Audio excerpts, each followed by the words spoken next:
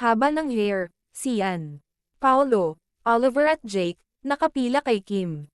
Sian, pareho naming gusto ni Kim na maghiwalay.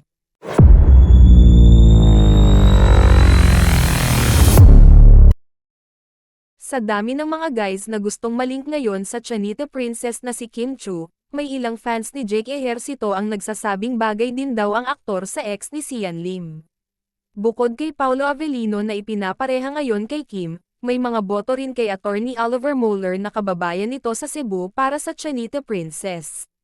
Maging ang mga co-hosts ni Kim sa It's Showtime ay aligaga sa paghahanap ng Mr. Right na babagay kay Kim Cho dahil lahat sila'y gustong makita na masaya ang actress TV host at tuluyan ng makamove on sa breakup nila ni Sian.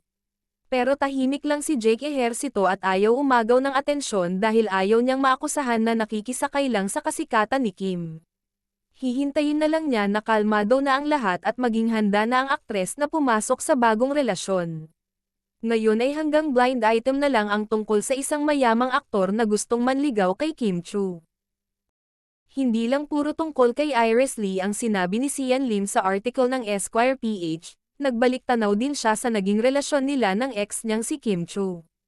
Ang ganda pa nga ng sinabi nitong, "It was a beautiful relationship, it was a beautiful 12 years."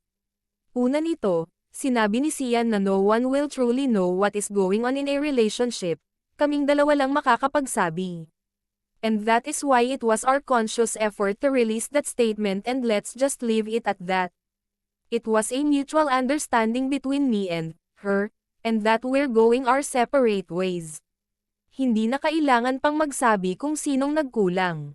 Ayan, sabi ni Sian, mutual decision nila ni Kim ang maghiwalay pero gusto pa rin nating malaman kung sino ang nag-initiate ng breakup.